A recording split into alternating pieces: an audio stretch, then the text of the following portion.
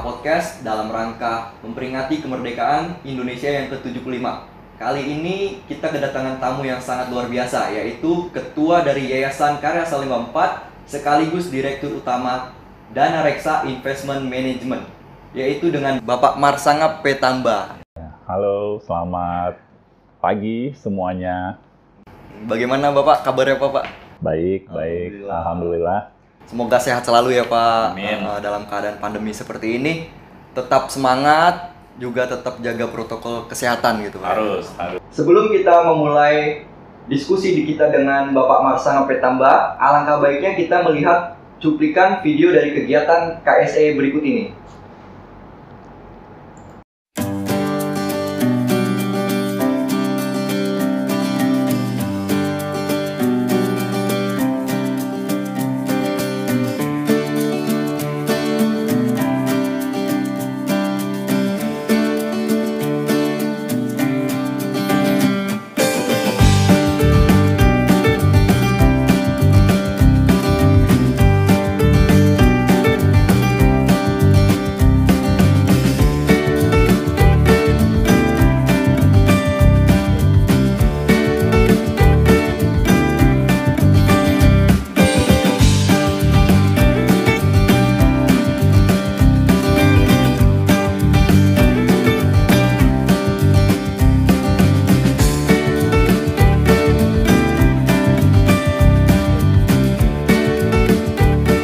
Tadi video sangat luar biasa ya Pak. Kegiatan-kegiatan KSE di mana dari situ telah banyak pemimpin-pemimpin, entrepreneur muda yang lahir gitu. Yang lahir oleh KSE itu sendiri. Nah, itu bagaimana Pak caranya? Bisa membuat program dan menjalankan program tersebut mampu bertahan selama 25 tahun. Sejak tahun 1995. Iya. Baik, jadi memang KSE itu dibentuk 25 tahun yang lalu. Jadi memang yang kadang-kadang kalau kita bercanda kita juga bingung kenapa kita bisa bertahan sampai selama ini ya. 25 tahun ups and down, tapi secara umum lebih banyak ups-nya gitu. Terbukti dari lebih banyak mahasiswa tentunya yang kita berikan beasiswa jauh lebih banyak dari mungkin ketika awal-awal kita mulai. Nah, tetapi memang kita harus mulai dari suatu titik. Nah, waktu itu founder kita yang kebetulan lulusan FEUI, mereka baru masuk ke dunia kerja, mereka memulai memberikan beasiswa. Panggilannya karena ada banyak mahasiswa yang sebenarnya secara keuangan agak sulit untuk bisa menyelesaikan kuliah. Nah, mereka terpanggil, mereka istilahnya saweran lah, memberikan uang bulanan. Waktu itu mulainya dengan 3 mahasiswa. Ini 25 tahun yang lalu. Nah, lalu memang yang membuat kita bisa bertahan sampai saat ini dan kita berharap bisa terus melanjutkan kegiatan ini karena yang pertama kita memiliki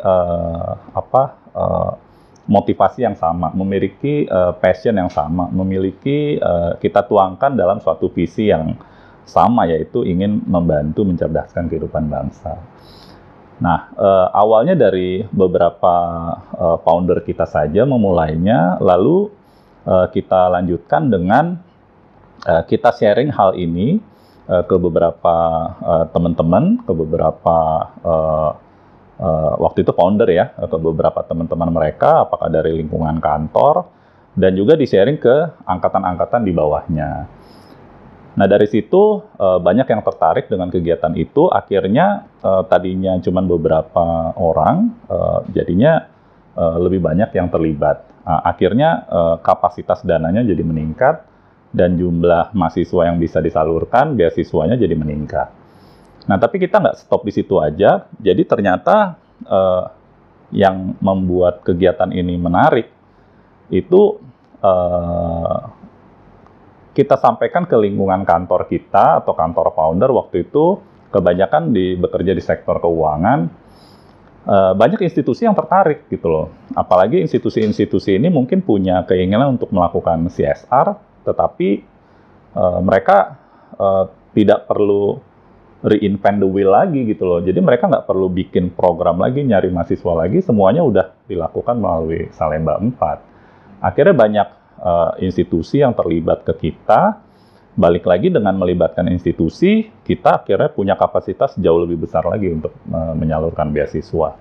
Jadi kalau dulu start dari 3 secara individual, lalu mungkin beberapa puluh, mungkin beberapa ratus, begitu institusi masuk kita punya kapasitas bisa menyalurkan sampai ribuan mahasiswa. Dan mungkin saat ini berapa tahun terakhir mungkin udah antara 1.000-1.500 per tahun. Nah, jadi kita beradaptasi dari individual donor ke institutional donor. Nah, adaptasi yang kita lakukan lagi selama 25 tahun terakhir ini adalah dari sisi program. Jadi kita tidak berhenti hanya memberikan beasiswa secara materi, tetapi kita juga melihat bahwa mahasiswa itu juga butuh penguatan soft skill. Jadi ternyata mereka itu kalau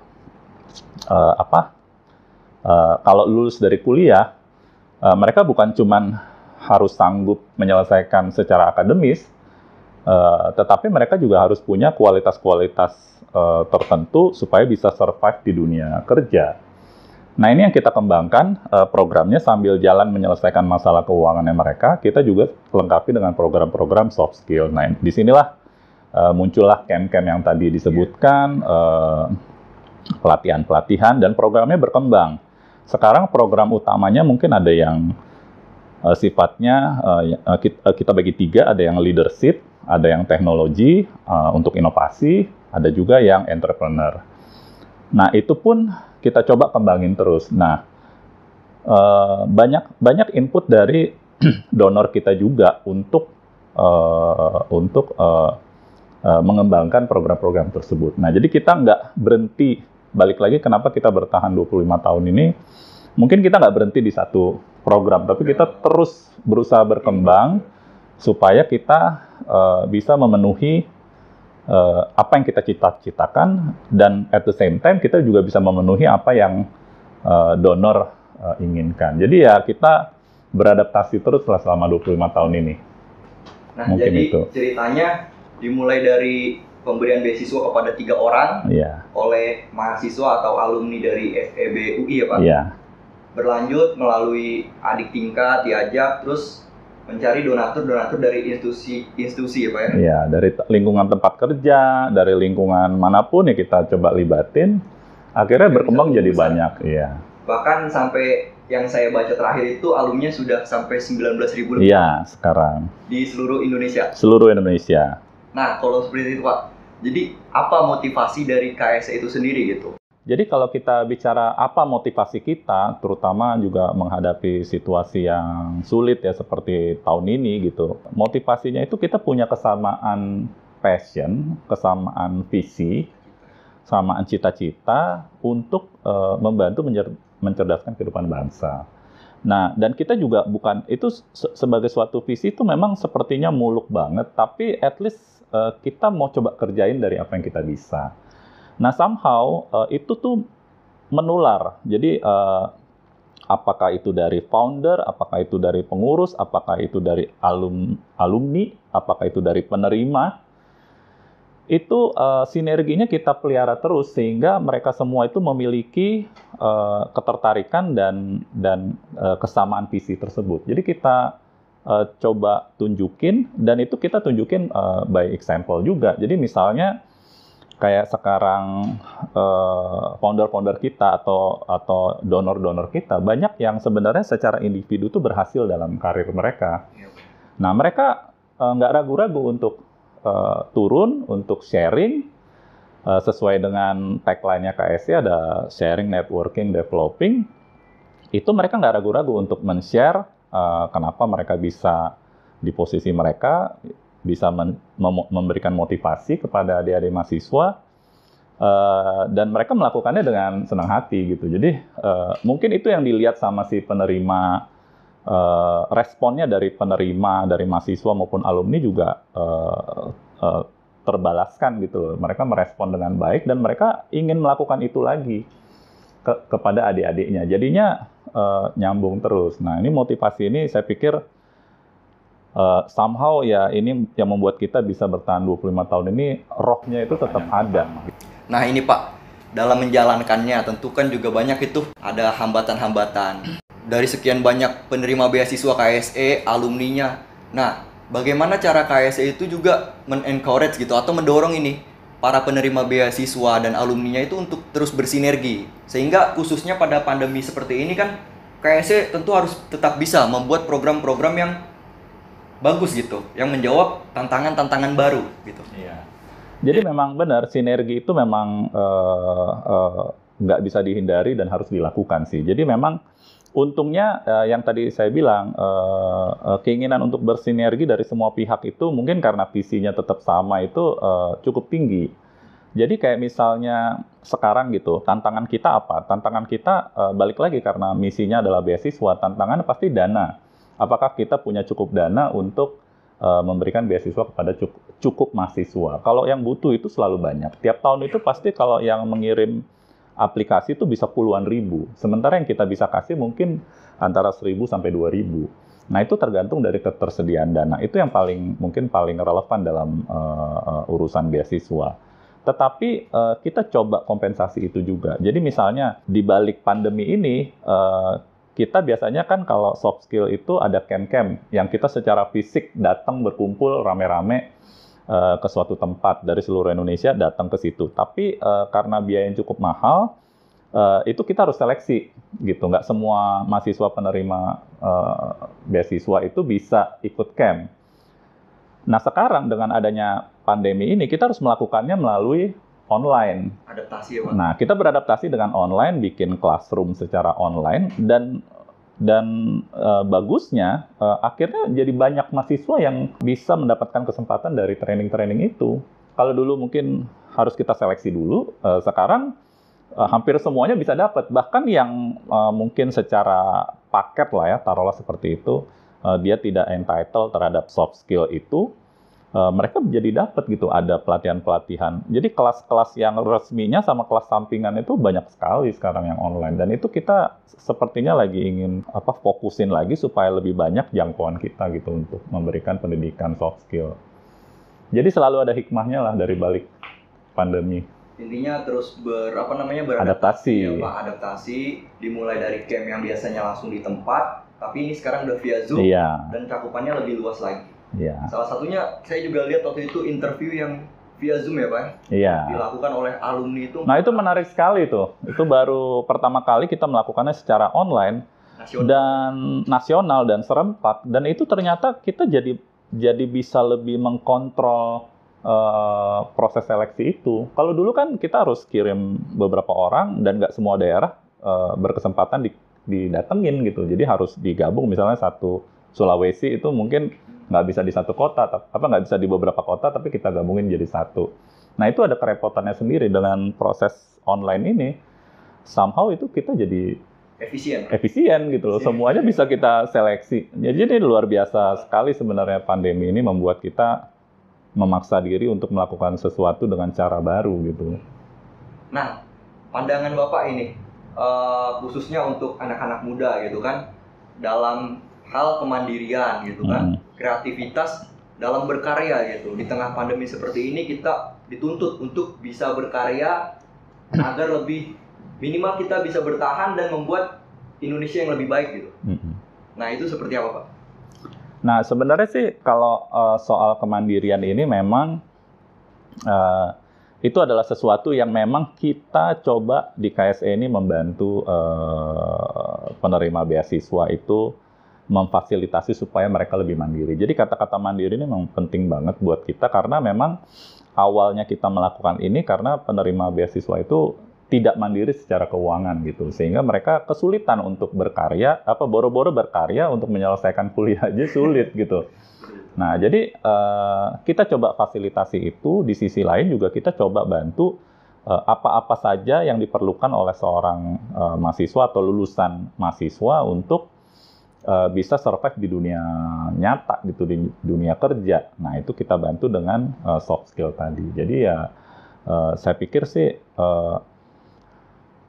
buat anak-anak muda atau buat penerima beasiswa ya terutama ya, mereka itu memang lagi berusaha mengurangi hambatan-hambatan mereka, apakah itu keuangan, apakah itu soft skill yang diperlukan supaya mereka bisa survive. Jadi saya pikir begitu kita punya kesempatan itu, ya memang jangan ragu-ragu untuk berkarya, jangan ragu-ragu untuk maju terus gitu loh. Jadi kalau ada kesempatan, kejar terus, Kejar. berkarya gitu. Jadi walaupun dalam keadaan sesulit apapun gitu kan, tapi kita tetap dituntut untuk kreatif gitu Pak ya. Betul. Keluar dari zona, biasanya zona-zona nyaman kita harus keluar ya Pak ya. Harus keluar, dan terutama ya kayak misalnya yang paling berasa itu ya kayak penerima beasiswa, karena yang menerima beasiswa itu umumnya memang mereka memiliki kesulitan atau ketidakmandirian secara keuangan. Nah, jadi begitu mereka mendapatkan kesempatan ini, mereka nggak ada cerita untuk ya maju, untuk berkarya. Paling tidak mereka bisa mempertanggungjawabkan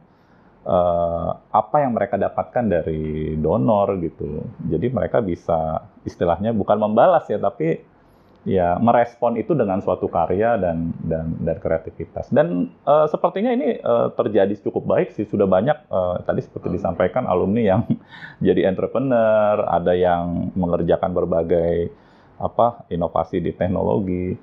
Ya mungkin skalanya masih di awal-awal, tapi at least mereka mencoba sih. Jadi berita baik sih buat kita. Nah ini Pak, khususnya untuk anak muda Indonesia juga, apa harapan gitu, saran dan harapan Bapak ini untuk kami milenial gitu Pak, agar mampu meneruskan ini cita-cita KSE, melanjutkan langkah-langkah KSE gitu kan, untuk Indonesia yang lebih baik lagi gitu Pak. Kalau saya boleh saran sih, memang jangan berhenti untuk maksudnya bermimpi, jangan berhenti untuk mengeksekusi mimpi itu. Jadi dengan kata lain, ya kita harus berusaha berkarya, berusaha menjadi berguna, paling tidak buat diri sendiri. Jadi keinginan untuk lebih baik setiap hari itu penting sekali.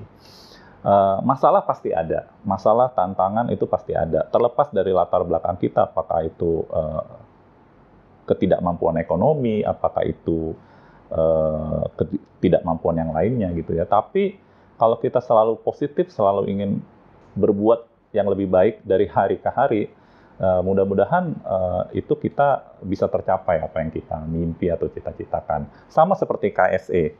25 tahun yang lalu nggak ada yang nyangka kita akan bisa memberikan mahasiswa ke ribuan anak. Nggak ada yang nyangka kita udah punya lulusan 19.000. Nggak ada yang nyangka kita udah menjangkau 34 universitas di Indonesia. Nggak ada yang nyangka. Even kita sekarang melakukan ini, kita masih sering, kenapa ya bisa begini ya gitu ya. Tapi tetap aja itu yang kita lakukan, kita coba beradaptasi, merubah, memberikan program yang lebih relevan, berusaha menjaga sinergi, berusaha menjalankan sharing, networking, developing, berusaha memberi contoh, lead by example ke anak-anak yang lebih muda, dan mereka merespon dengan baik. Jadi saya pikir tetap stay on your dream, tetap fokus untuk menjalankannya, tetap berusaha untuk melakukan yang lebih baik, pieces by pieces, sedikit demi sedikit, pasti akan tercapai cita-citanya. Jadi poinnya tetap bermimpi, kita berani bermimpi dan lakukan dari yang kita bisa ya Pak. Dari yang kita bisa. Sungguh-sungguh kita kerjakan, mulai dari yang kecil, kita nanti akhirnya juga nggak tahu akan seperti apa. Kita nggak akan tahu, tapi ya you will be surprised. Kita akan kaget, sama seperti KSE. Sampai sekarang masih terkaget-kaget kita, tapi ya kita nggak tahu, mudah-mudahan kita bisa lanjutin terus. Ya ini cerita yang sangat menarik. Ya ini di waktu yang singkat gitu Pak ya, waktu Bapak yang sangat padat juga. Terima kasih atas kesempatannya mau sharing-sharing dengan kita, semoga bermanfaat gitu Pak. Khususnya untuk anak-anak muda dan juga alumni-alumni KSE di luar sana. Baik. Yang jumlahnya itu 19.000, itu banyak. Mungkin itu aja ya Pak ya, terima kasih banyak Pak. Semoga sehat selalu. Ya.